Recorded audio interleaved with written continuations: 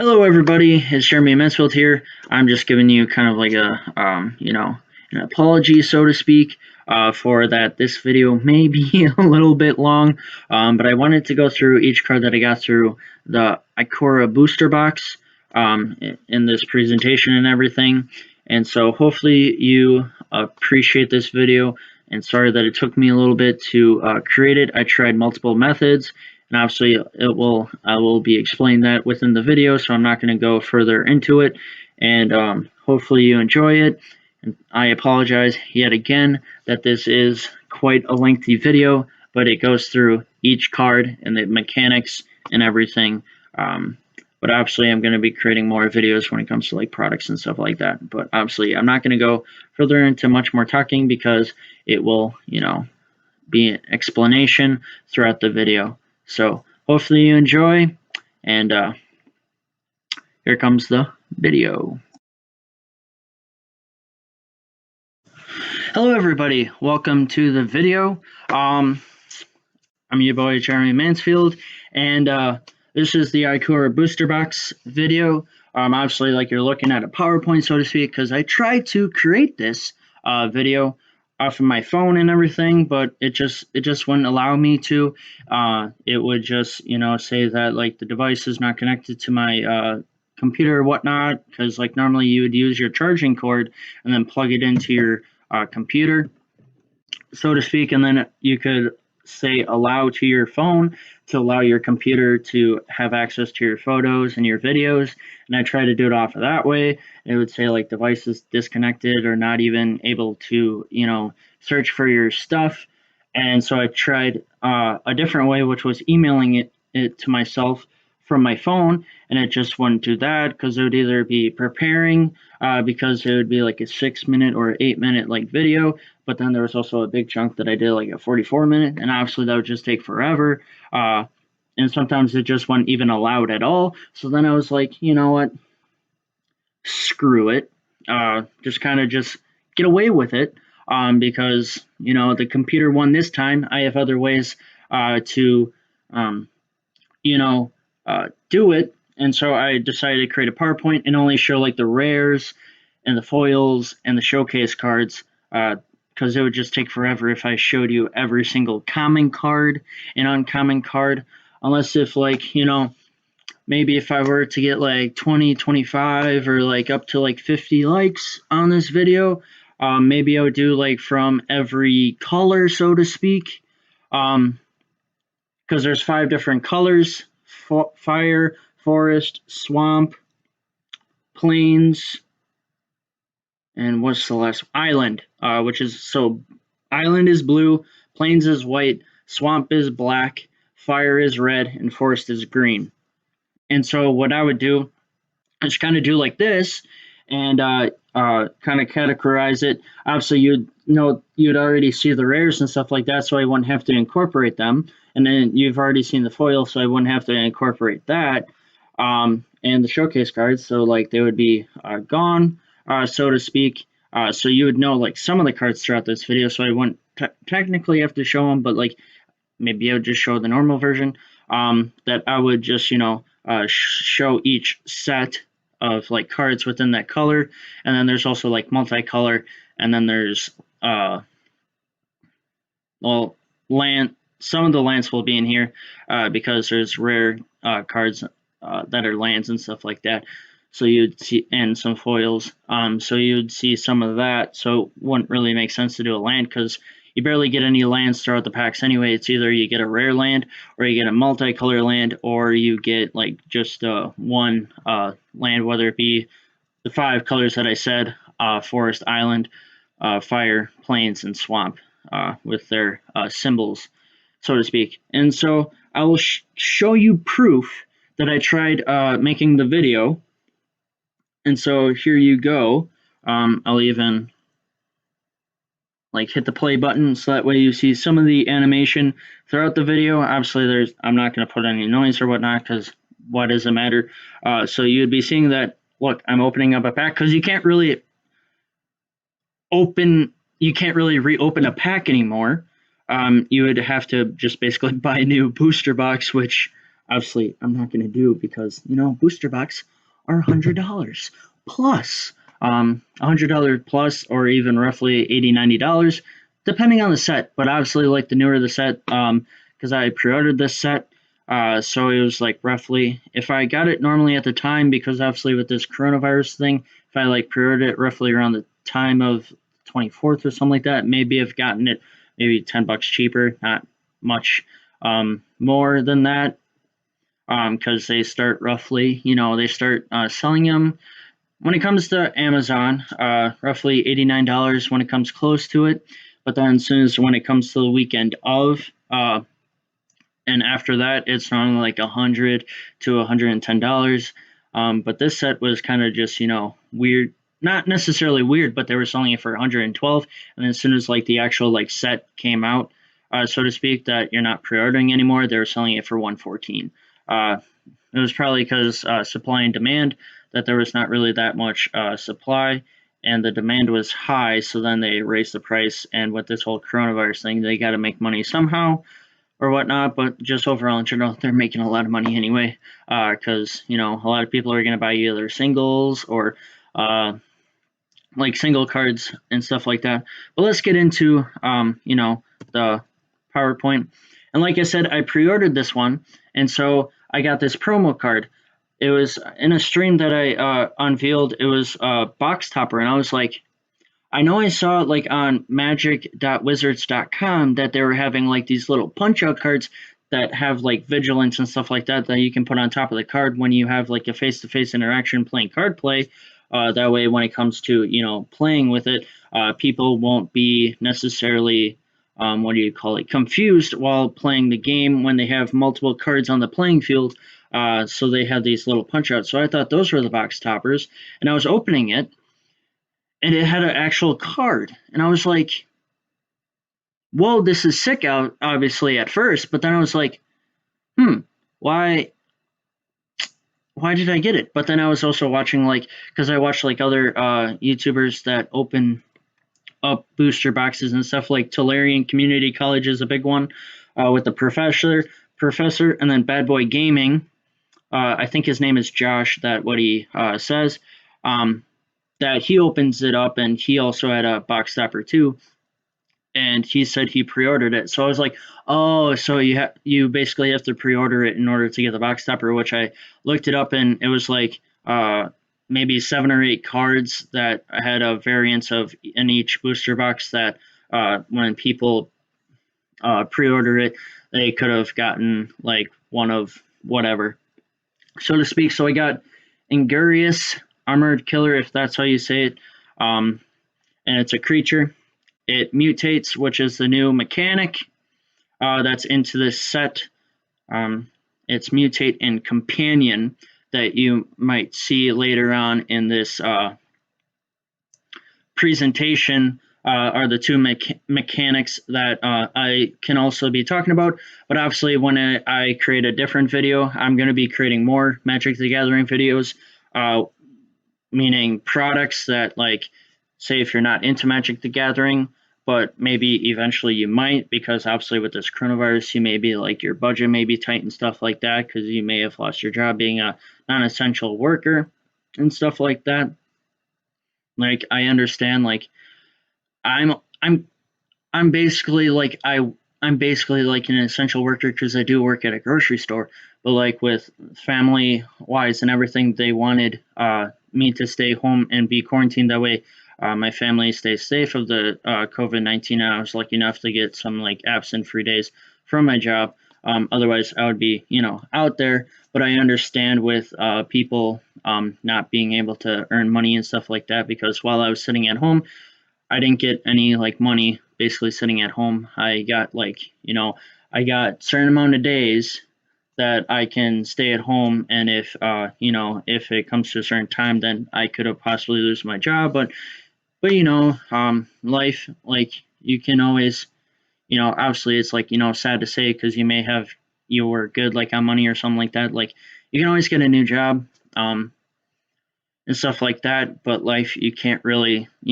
repeat. But getting a job and stuff like that, you can repeat when stuff comes back. So like life is more valuable than obviously having a job, but obviously, money is kind of valuable nowadays. But also back to this,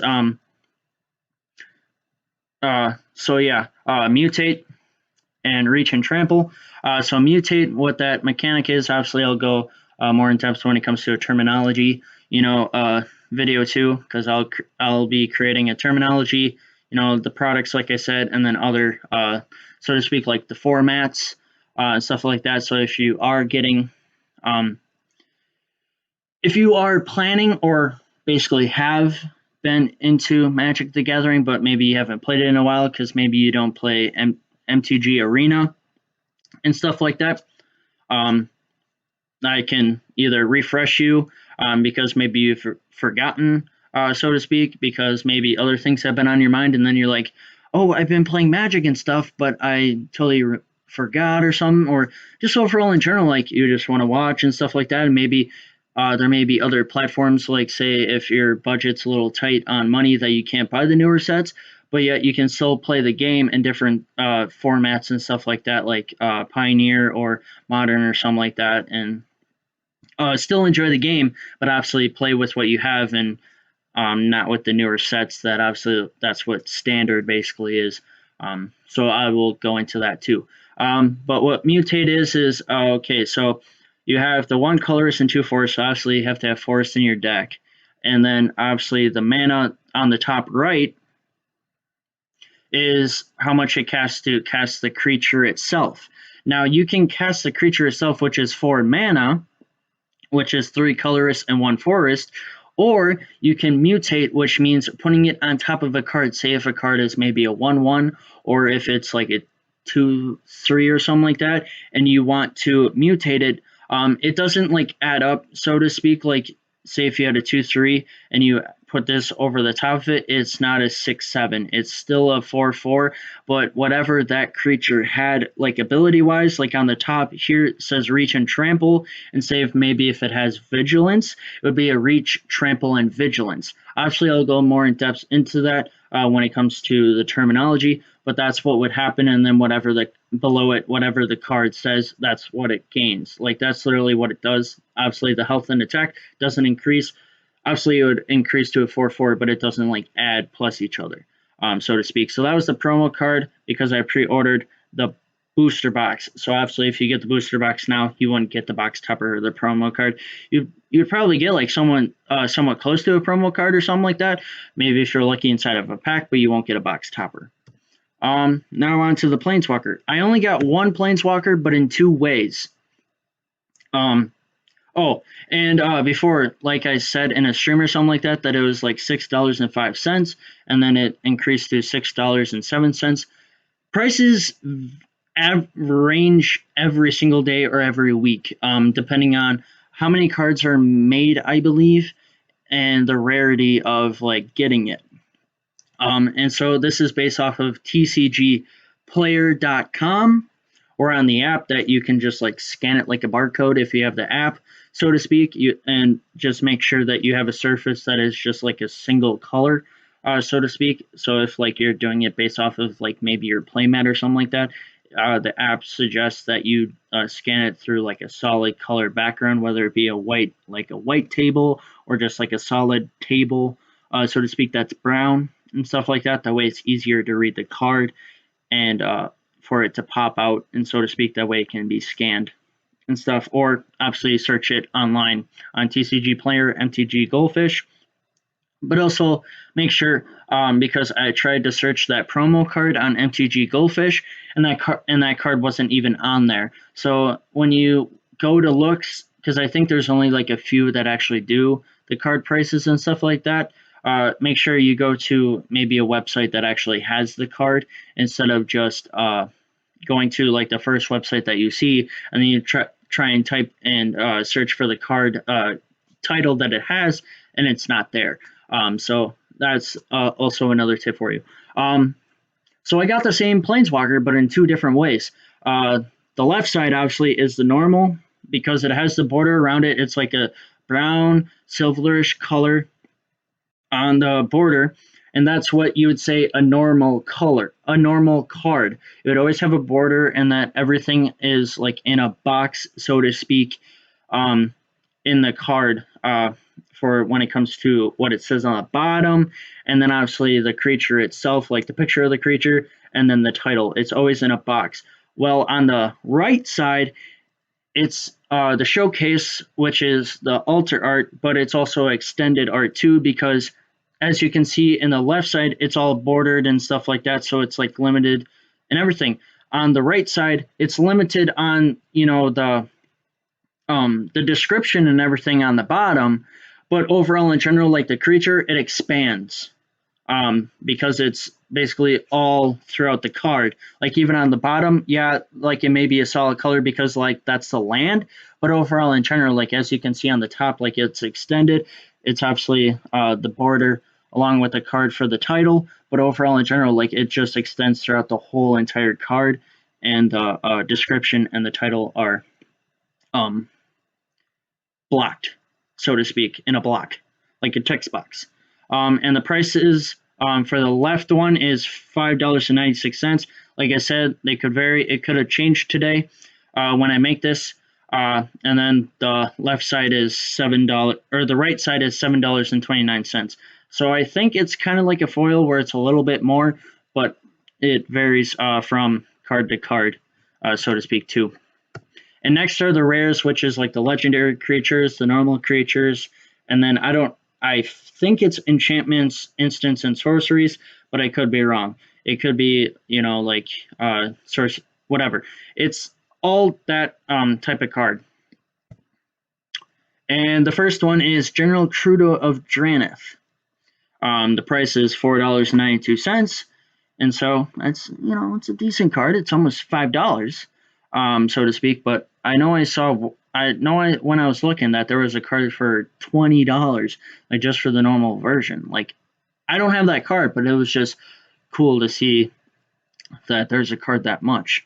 It's a legendary creature and human soldier. And then one thing is other humans you control get a +1/+1. So whenever you cast that creature, all the human soldiers, whether it be like standard, you have like whether it be 2 sets or 4 like sets that you can choose from to create a deck. That if they were a human soldier or something, they get a +1, a permanent +1/+1 until obviously that creature is in the graveyard. The next card, Jagathina, the Wellspring. This one has the other terminology, the companion. So that's the other, so to speak, the other card mechanic. That's what I'm trying to say. Obviously, you saw the first one when it came to the promo card. That was mutate. This is companion. Each companion has a different, so to speak, kind of, so to speak, a rule, because for it to be casted, it has to be in your sideboard. But obviously, if you want that in your deck, you can use it in your deck, but it's just the companion doesn't matter anymore if it's in your deck. But if it's in your sideboard and you read what's on the bottom of the card, like this one says, no card in your starting deck has more than one of the same mana symbol in its mana cost. So like if you were to have a creature that is one colorless, meaning like the circle, so to speak, like the circle of the 4, and then a forest, which is that one forest, but if it has 2, then that wouldn't work for this companion because it can't have more than one of the same mana symbol. So I think if it's like multiple colors, it may have 2 different colors, but it can't have more than one. So if you're having one that has like 2 forest symbols, like the 2 tree symbols, it wouldn't work. But if it has maybe a forest and a fire, that would possibly work. So yeah, that's the other, mechanic. And obviously when it comes to terminology, there's other terminology in other sets that I will be teaching you. But the ones that I know, obviously if you look at like other website and stuff like that, there's multiple terminologies, whether it be outside of the cards or on the cards, which I'm going to be doing what's on the cards and giving you an example of them as well. The next one, Loris of the Dream Dead. Another companion. The price is $4.25. For this companion, it's also a lifelink, which is kind of cool. Obviously, I'm not going to be teaching every single mechanic and stuff like that, but for this companion, each permanent card in your starting deck has converted mana cost 2 or less. So very, very small mana cost. Whew. Now, I don't think, maybe that deck would work, but I don't think so, really, to be honest, because when it comes to mana that low, more the creatures are maybe a 1/1 or a 2/2, and that's max. Like, I don't know. Next one is Neothra, Apex of the Death. This card is $5.55. Sorry if I don't say the price of every single card, but obviously it's on the slide, so you would be able to read it as I also go through the card. This has the Mutate, has Death Touch, and Lifelink. So it's a 5/5, so it's a pretty good, decent card, and it has 5 mana cost, because the 2 colorless and then the 3 different symbols, so to speak. So I feel like this one would work with the other card that we saw with the companion of can have more than 1 mana within its mana cost. And so this has 3 mana, but it's 3 different mana. So I feel like that would work if that card was your companion. But, never hurt, but it costs a lot. It's 5 mana. But if you could create a deck, that, you could draw decent amount of cards and, get that mana up and stuff like that, it would work out. The next one, Obosh, the Prey Piercer. 59 cents, so it's a pretty low card. And then the companion is your starting deck contains only cards with odd converted mana costs and land cards. So I feel like the land cards have to be odd. I don't know, but all that I know, it's for at least for the companion, it has to be 1, 3, 5, or 7. Which obviously 7 is a lot, but you'd have to have a lot of 1s and 3s and a few 5s, and then obviously maybe 1 to 2 7s. But that would be kind of. I think for me it'd be kind of tricky because I've started to create decks here and there, but more than half the time, one deck that I try to create, someone helped me because I was trying to create a deck from one card and I forgot, it was Gallia, the something dancer is a satyr card from Theros Beyond Death. So if you know Gallia, it's a red-green card, and what it did is every single satyr that you had, it gave it a permanent +1/+1. But that's all basically the card of the deck that I created because it was based off of all the satyrs. Obviously it kind of didn't go well because someone was with the bottom of the cards, most of the satyrs, it said enchantments, whether in the graveyard or something like that, and I had 0 enchantments in my deck. So then he was like, why do you have these cards if you have 0 enchantments? And then he helped me and stuff like that, and which was nice because I was just kind of starting to create a deck and stuff like that, obviously just starting to play competitive at a game store and stuff like that, because what they suggest you start single mana. So if whatever mana you want to whether it be forest, plains, fire, forest, or swamp, you start singly and then work maybe double, and then some of the decks now are becoming triple, so to speak. So it's evolving pretty quickly, but start small and then you work your way there. So with this companion stuff, it maybe it may be pretty cool that way. You experiment with different companions and stuff like that when it comes to creating a deck. All right, on to the next one. Imori, the Collector, 36 cents, so it's not that expensive. overall. And the companion, each non-land card in your starting deck shares a card type. I mean, to me, it kind of it's a little confusing, but overall, in general, like say if I were to ask somebody, they'd probably get it, or even comment down below if with some of them that I may say that sounds confusing, and if you understand it, maybe comment down below tell me what it means. Obviously, you would have to say the card, whether it be Yumori, like the first word of the card, and then like type what it all means, so to speak. And if you don't, obviously, that's cool too. Obviously, I could also look it up too as well. Next one, Winota, Joiner of the Forces, almost $5, $4.79. And this is not a mutator or a companion. And it literally says whenever a non-human creature you control attacks, look at the top 6 cards of your library. You may put a human creature card from among them onto the battlefield tapped and attacking. It gains indestructible until the end of the turn. Put the rest of the cards on the bottom of your library in a random order. That could be a good card. It's 4 mana, so it's not too bad. For me, so to speak, when it comes to like mana wise, I think like 4 is kind of like the threshold, so to speak. For me, so to speak, like 4 is kind of the threshold, because like when it comes to 5, 6, and 7, more than half of the time, especially when it comes to arena, a lot of cards are like 2 or 3 drops or something like that, and then it could be like someone wiping me, so to speak, because the fact of the matter is that they've already attacked me a few times, and I wouldn't be having a card out.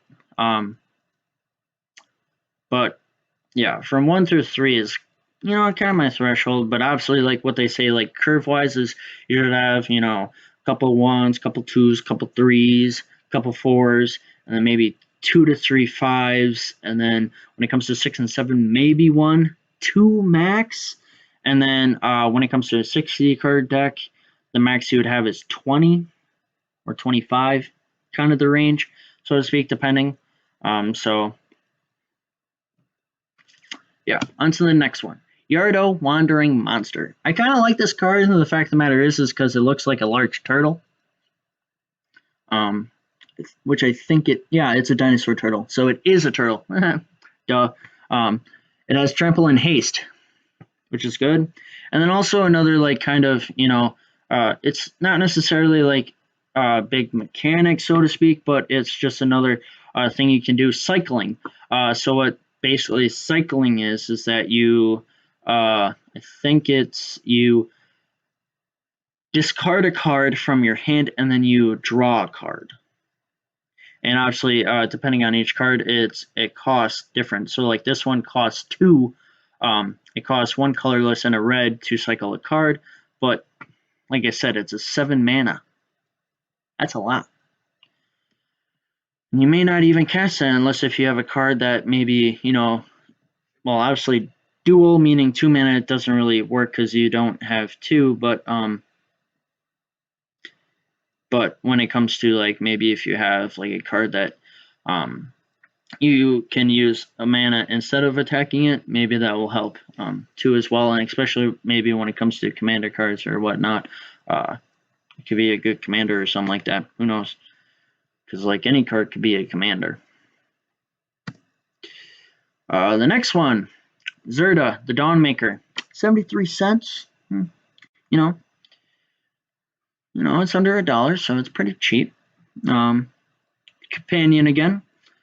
Each permanent card in your starting deck has an activated ability, meaning kind of like a planeswalker or something like that, where it has different abilities that you could use, whether it be sacrifice a card. I think cycling is also an activated ability, and just other things in general. Like if it costs, like for this one, a 1 tapped, meaning target creature can't block this turn, that's kind of an activated ability.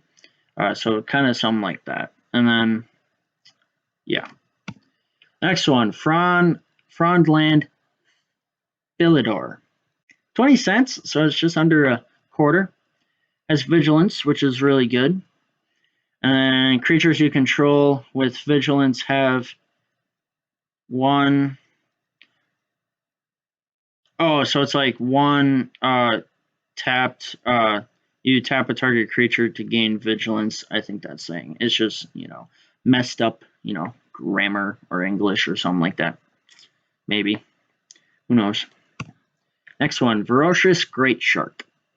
35 cents, so pretty cheap, just over a nickel. Not over a nickel, over a quarter. Quarter and a dime. Man, can't think today. Has flash. And then whenever it enters the battlefield, counter target artifact or creature spell. I don't really do island, but I'm also what do you say? I'm also like open to like exploring like different, so to speak, when it comes to different decks. Right now I've explored like plains and fire and forest. I haven't really explored swamp and island, but also I haven't kind of explored like forest with other color than fire. I haven't explored like fire with other sources and planes with other sources either. So like there's multiple decks that I could kind of create, but takes time. But also with this like YouTube thing and everything, and not playing Magic on a regular basis, kind of just puts a hold on it, and then just you just put it on the back burner and stuff like that, and you just watch YouTube videos or just doing anything other than life, like work and stuff like that. So a lot of things happen. So you may not, touch something in a long time and everything. Next one, Labyrinth Raptor. It is a nightmare dinosaur. Just over a quarter. Menace. And whenever a creature you control with Menace becomes blocked, defending player sacrifices a creature blocking it. So that'll become good ability, and if you were to tap a swamp and a fire, creatures you control with Menace get +1/+0 till the end of the turn. So what that means is obviously if you were to tap it, a target creature gets one attacking, one more attacking, and no health points until the end of the turn, and then it goes back to its normal what it would be. So like for this, it would be a 3/2. And then at the end of the turn, it'll go back to a 2/2, unless if someone had like a 2 attacking creature, it would become dead in the graveyard. Next one is Lava Brink Venturer. Just over 20 cents. And as Lava Brink Venturer enters the battlefield, choose odd or even. 0 is even. And has protection from each converted mana cost of the chosen value. All right, so if like, so I guess it's like based off of like instants or sorceries or enchantments, like whatever mana cost that is, that card has protection from whatever number you pick. So if it's like 3, and say if you were to try to cast a 3 sorcery spell or something like that to remove it, it has protection from it. Dranith Magistrate. Almost $2, $1.80.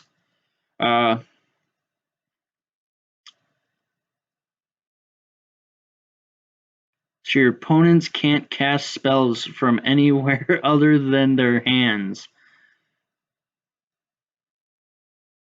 Oh, okay. So it helps out that, like, say if you were to get cards from like the graveyard or something, I think you have to initially have it in your hand in order to cast it. Like you can't.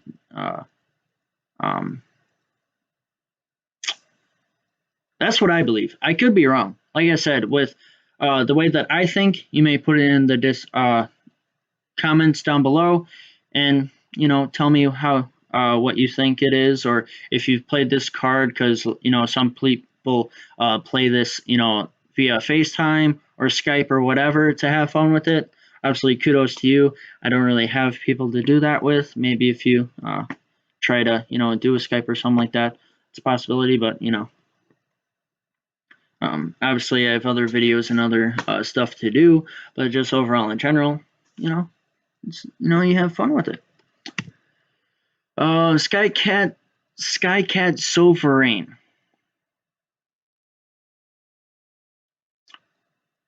Silver quarter. It's a flying creature. So if you don't have a creature that's flying, or if they don't have reach, obviously they can't block it. And this one also has an activated ability, two colorless, and a plains and an island. And it creates a cat bird every single time you were to cast that amount of mana. And then Skycat Sovereign gets +1/+1 for each other creature you control with flying. So if you have like two creatures, a Skycat and something else, it gets +1/+1. So instead of 1/1, it'll be a 2/2, which would be great. So maybe you do maybe 50-50 on creatures on the ground and creatures flying. So that way, whenever that creature is out and you have other flying creatures, it gets +1/+1. All right, now on to sorcery. I got many ultimatums. I think overall I got 5 of them. They're all different. So I decided, instead of, making it, another ultimatum, that it would be, get an ultimatum and then something else, and then an ultimatum and then something else, and then an ultimatum. Because I think I got 7 sorcery cards overall. I just, put all the ultimatums right away in a row. And I got 5 of them, and I was like, whoa, another ultimatum. Like, how many ultimatums are there? And obviously the first one is the Eerie ultimatum. It's a sorcery, return all number of permanent cards from different names from your graveyard to the battlefield, which is a good card. But it is a 7-drop, and I think all of them are 7 drops, which is a lot. And you have to have 3 different manas in your deck. So I guess within this set and everything, they're trying to make 3 mana decks, which is crazy. Because then you have to, strategize. Like you have 20 to 25 cards that you have in your deck, and you have to spare that evenly a little bit. Obviously, two or one color is going to have more than the other. But overall, in general, as you can see, 2 plains, 3 swamp, and 2 forest. So I believe now they're trying to, make 3 mana decks, which is crazy. And I haven't really mastered the 2 mana decks. Yikes. Next one is Emergent Ultimatum. And it's a 7-drop again. But instead of having plains, it has 2 island instead. It still has 2 swamp and 3 forest. Just over 2 quarters or a $50. What this one is, search your library for up to 3 monocolored cards with different names and exile them. An opponent chooses one of these cards. Shuffle that card into your library. You may cast the other cards without paying their mana cost. Exile Emergent Ultimatum. I mean, it kind of sounds confusing, but it's probably basic simple as it seems. I'm probably just not thinking right now,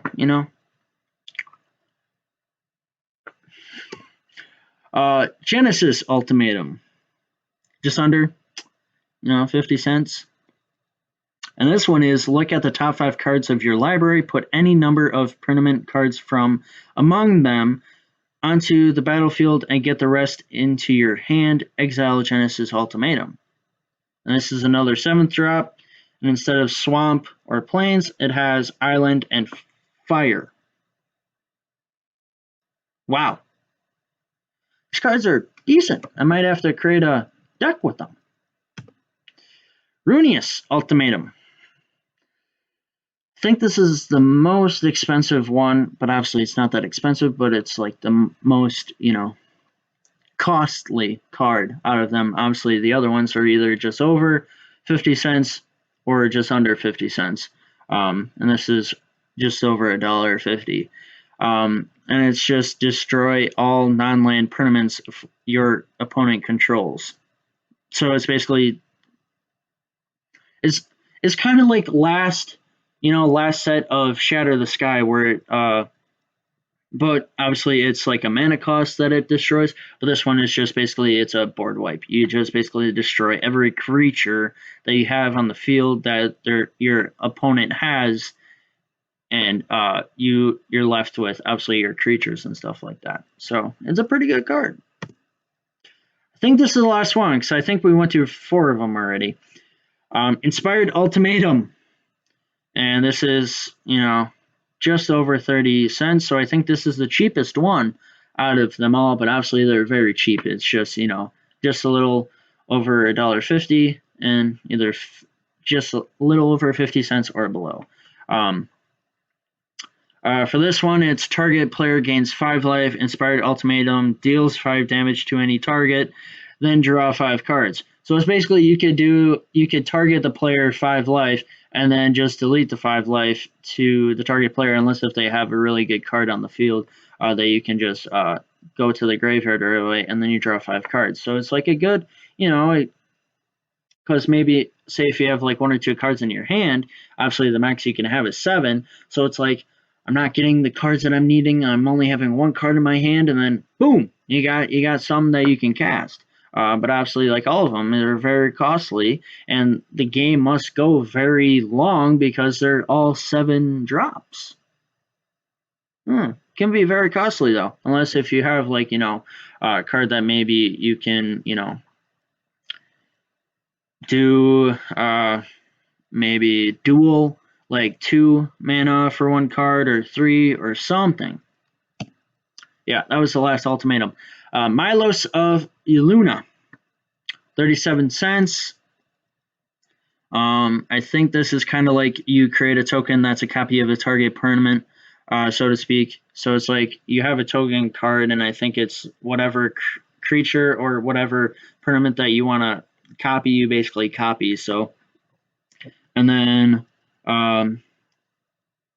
if Forest and Fire was spent to cast a spell, instead create a token that's a copy of that permanent, except the token has, when this permanent enters the battlefield, if it's a creature, it fights up to 1 target creature you don't control.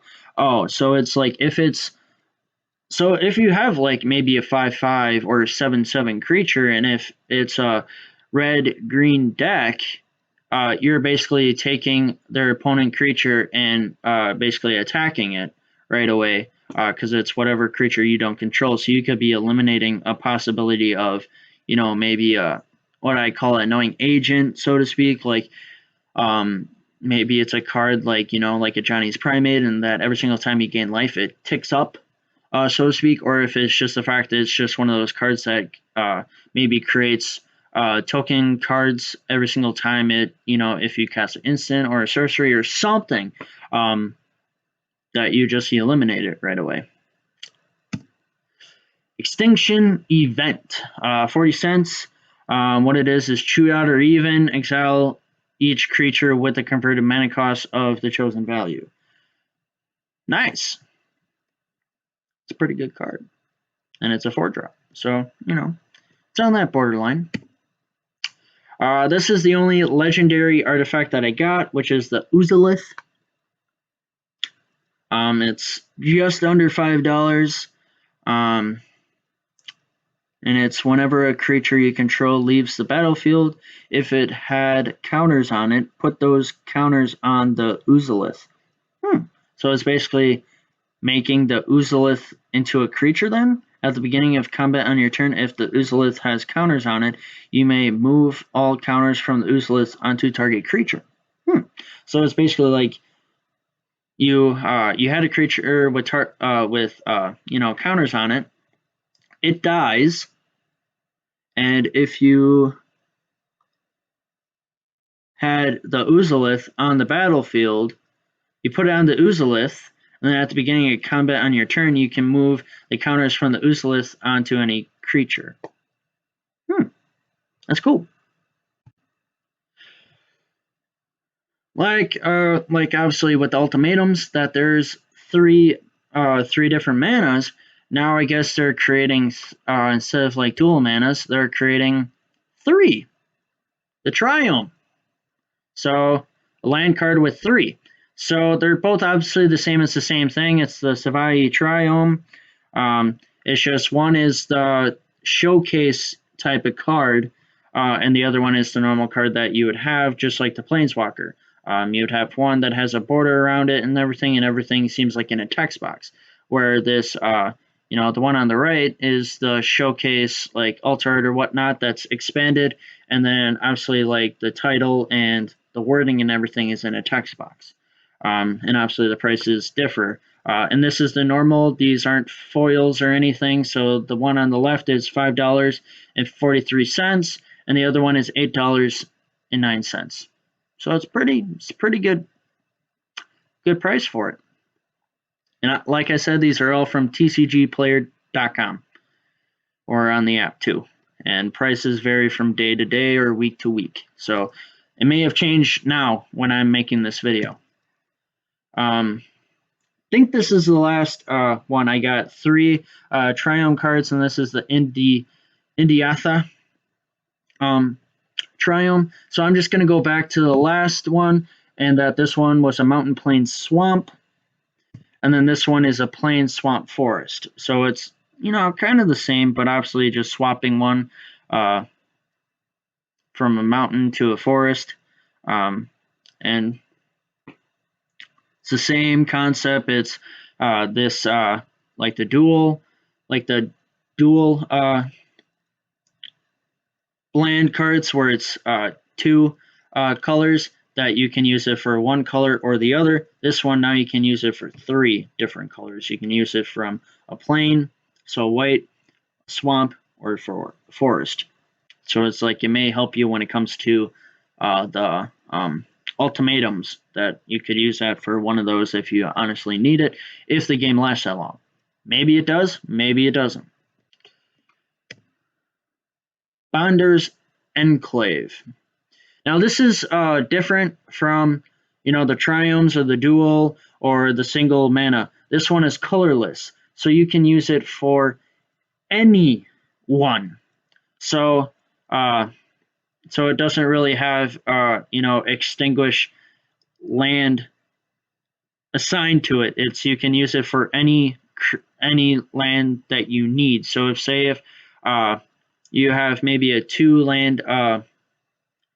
mana deck, and maybe you need a plains at that one turn, you can use it for a plains. Maybe the next turn you need it for a fire, you can use it as a fire, because it's not designated to anything. It doesn't have 2, it doesn't have 3, it's basically all 5 used in one. So maybe it most likely could go with commander deck. So I think some of the cards that like are standard or like even just fun to play with can go in commanders, and obviously commander has its own set of cards too. Obviously when we go through the products, I will tell you more about that stuff. And it's 66 cents, so it's pretty cheap. And now on to the foils. First one is the Channel Force, and obviously you can tell it's a foil because the rainbow coloring. That's the glare from the photo, and so that's what makes it a foil. Because a foil, it's kind of like when you get like those type of like 3D puzzles or something like that, or like when it comes to some like what is it, hieroglyphs, like pictures or something like that, like when you like when you turn the picture, you see different angles from the picture, so to speak. I think it's hieroglyphic pictures or something like that, but it's kind of like, because I wouldn't say like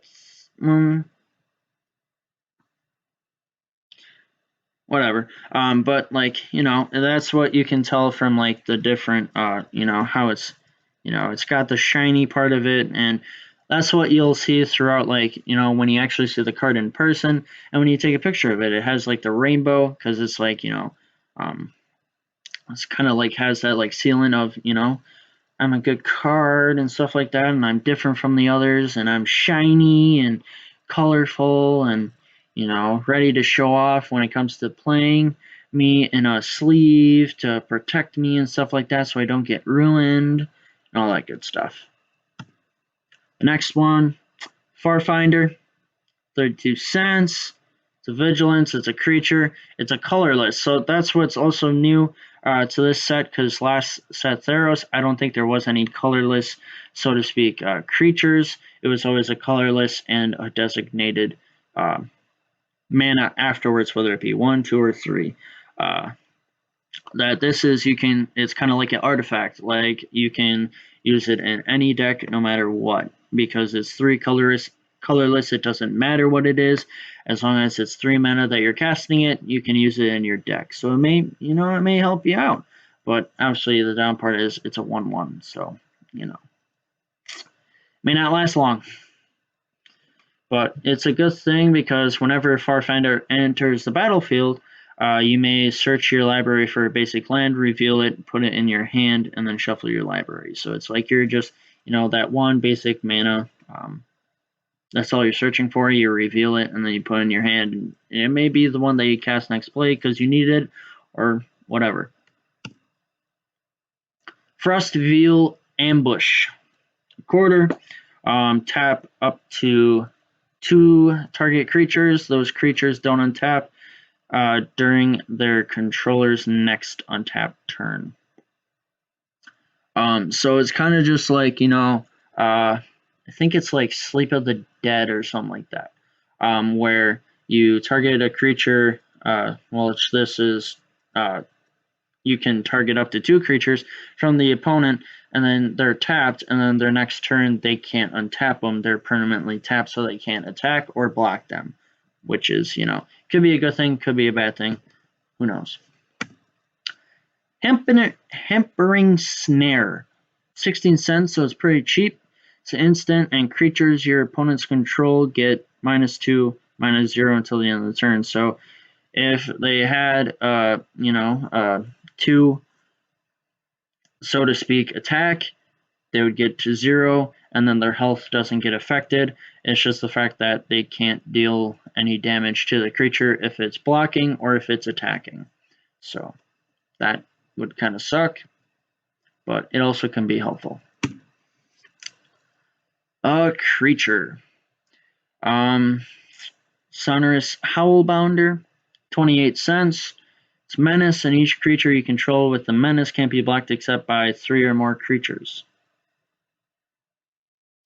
So that may be, you know, very effective, very not, because if they don't have 3 creatures that it can be blocked, can block this creature, then it just goes straight through, because it can't be blocked one-on-one. That's kind of like menaces. It's, you can't block 1-to-1. It will either be 1-to-2, or this, in this case, 1-to-3 or more. This is actually a showcase, but I think it's kind of hard to see. But I also put the 2 prices because this would also be in the showcase. But obviously, like, I didn't want to, you know, redo it. Like take the picture of the, because I got a kind of a foil one. This one, which is kind of hard to see, but it would be like by the tail, like the mountains would kind of glare up, and then by the cheetah or whatever that is. Or if it's just the, you know, like Nala or something like that, the female lion, or so to speak, by the face, like on the grassy area or whatnot, that would be glaring up too. And this price is 44 cents, and the normal one was 23 cents. So it kind of varies when it comes to a foil showcase and when it comes to not. Snare Tactician. It's a creature. It's whenever you cycle a card, tap target creature and opponent controls. So I think that would be helpful for when it comes to attacking. So that way, obviously, they'll untap. So it's not like the other card where they don't untap when it comes to their turn. But this one is they'll untap, but when it comes to blocking, they won't be able to block whenever you cycle a card. And it's 19 cents, so it's pretty cheap. Splendor Mare, not Snare. Has lifelink, and you can cycle with a 1 colorless 1 plain, and it's a 3-drop. It's whenever you cycle Splendor Mare, put a lifelink counter on target creature you control. So I guess that's a permanent target lifelink counter, because then it doesn't say until end of turn, so then it would just permanently make it a lifelink, which may be good, may be bad, because who knows? Because maybe your only option is to put it as a 1/1 to give it lifelink. Or it would be good, like maybe if you have a 7/7, you end up having to put a lifelink counter. You gain 7 life every single time you attack, if it goes through. But I think you gain 7 life no matter what if you attack and they block, though. So either way, I guess, either way, you're going to gain like 7 life. Now the showcase cards. The only one that I got are cheap Pegalore. I may have said that wrong. I may have botched that. It has the mutate ability. So instead of paying 7 if you're going to mutate it, you're paying 6. So it's just 1 less, but either way, it may be helpful, because maybe if you can't find that 7th mana, you can mutate some for 6 and it becomes a 7/7. And what it says is whenever this creature mutates, tap up to X target creatures, where X is the number of times this creature has mutated. Those creatures don't untap during their controller's next untap step. It's very valuable. It's 23 cents. The Cavern Whisper, 16 cents. It mutates, so it's 1 less. Again, has menace. And then whenever this creature mutates, each opponent discards a card. It's pretty valuable. The Cloud Piercer. I got 2 of these cards. I think I got 4 of them overall, but 2 showcase and then 2 normal cards. And it's mutate. I think mutate is just 1 less, but it may be very helpful though too. Has reach to 5/4. Whenever this creature mutates, you may discard a card. If you do, draw a card. So it's kind of like cycling for free, so to speak. Glowstone Recluse. I think this may be a reprint from Guilds of Ravnica, or something similar, because I think there was a Recluse in Guilds of Ravnica. I'm not forsaken, but because my like a friend of mine like created a deck with reach and stuff like that, and I think that was one of the cards. Obviously, I think the Glowstone wasn't there, but the Recluse was. I forgot. I haven't looked at my Magic cards in a while, so like I may be botching things or whatever, but I could be right. It has reach, and whenever this creature mutates, put a 2+1/+1. So it's a +2/+2 counters on it, which is kind of cool. Kind of valuable because it can help in the long run. Trumpeting Ginnar, 30 cents. Mutate it for more than what it costs in general. Whenever this creature mutates, create a 3/3 green beast creature token. So that can be valuable too, because then you create another defender or another attacker on your turn. And it's colorless and 2 different mana. The Migratory Greathorn, 19 cents, mutates for 1 less, and whenever this creature mutates, search your library for a basic land, put it onto the battlefield tapped, then shuffle your library. It's very valuable, because then it like resets your deck. You've gotten your basic land cards, you got 1 more, then you start off fresh. The Dreamtail Heron, 17 cents. It's not bad. mutates one less. It's flying. Whenever this creature mutates, draw a card. The Boneyard Lurker, 37 cents. Not bad. Mutates for the same amount, but overall in general, when it mutates, it's either you can have 2 swamp or 2 green. That's why the dividing. So you have an option. Say if you don't have, a swamp and a green for casting it, maybe you might want to mutate it, and then you have the option of 2 swamp or 2 green. Maybe if you have the 2 green and the 2 other colorless, or if you have 2 swamp and the 2 other colorless. Either way, it works. Whenever this creature mutates, return target permanent card from your graveyard to your hand. So that may be valuable when it comes to later in the game. Maybe that opponent has been eliminating a lot of your creatures or somewhat, and you mutate this card and you're able to pick one from your graveyard and put it in your hand. But it'd probably suck if you have 7 cards and you're able to, because maybe if you have engine of drawing cards, because maybe you have other cards that allow you to draw cards, but then you have that 8th card and you have to discard a card, so it's like yikes. But yeah, I think this is the last card, so to speak. It's the Pouncing Shore Shark, 38 cents. It mutates 1 less. It has flash. Whenever this creature mutates, you may return the target creature an opponent controls to its owner's hand. Oh, I guess I have a few more. I think this is the official last one, I believe. Sorry if this is a long video, but you deserve it. It's been a while, because I know I said I would do it 2 weeks ago, or last week, so to speak, on a Saturday, the 30th of May. Yeah, May, because it's already June. Time's flying so by, it's just crazy. 35 cents for this card, and it mutates 1 more. So whenever this creature mutates, exile cards from the top of your library until you exile X permanent cards, where X is the number of times this creature has mutated. Put these permanent cards onto the battlefield. So you're basically, could be so many cards, which is crazy. I thought that was the last card, but I think this is the final last one. Staying forever. Mutates 1 less to flying planes. Whenever this creature mutates, you can put a +1/+1 counter on it. I'm going to, still going to be here. You won't be able to see me because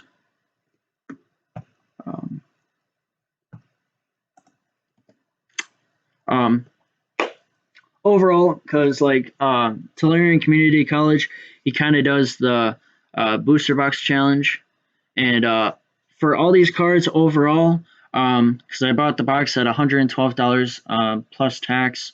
I think it was $112 overall, or maybe a little bit, because I bought it off Amazon and stuff like that, and sales tax and everything.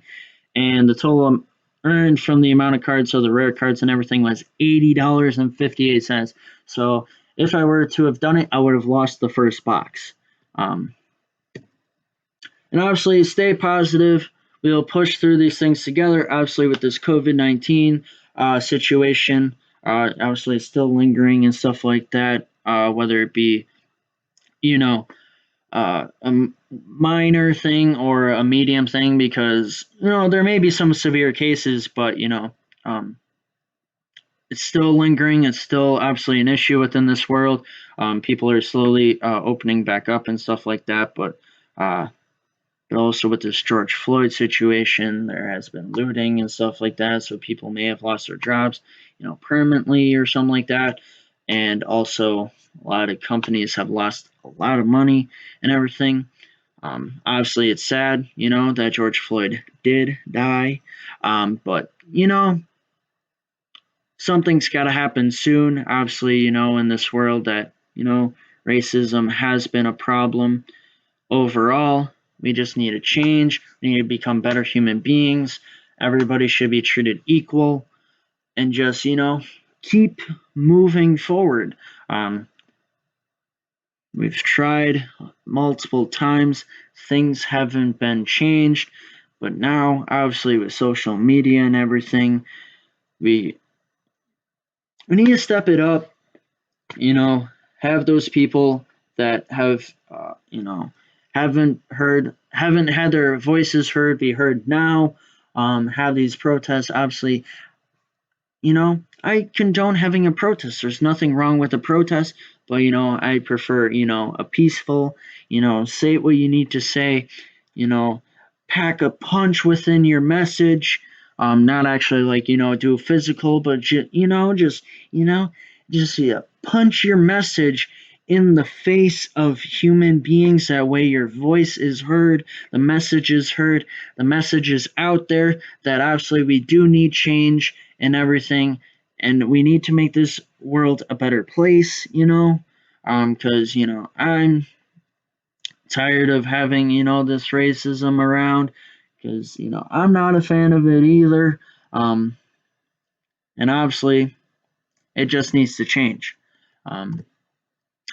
Like this video, subscribe to my channel if you are new and watching this video.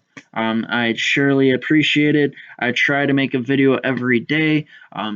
If something's happen, whether it be, I'm not feeling well, I'm under the weather, or like work, or just like, family, things come up, and that I try, whether I be make it up to you by having 2 videos in a day, or just overall, it's just kind of, giving a little break, maybe a day or two, or it's just the fact that I just need to keep rolling and make a few videos a day, and then, schedule them throughout the week and stuff.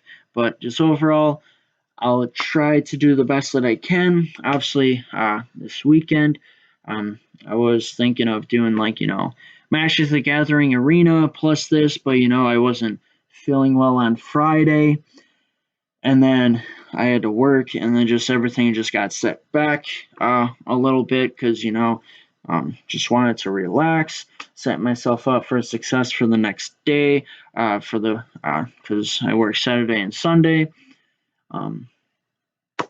Just hopefully you enjoyed this overall, and, subscribe to my channel if you're new.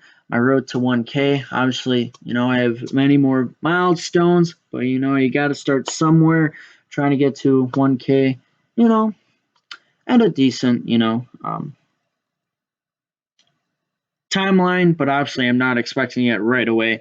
I've been here for a month, and I've got my loyal subscribers or whatnot that already subscribed right now. But obviously I want to, have more subscribers, have fun with this YouTube gang, so to speak, and, like this video.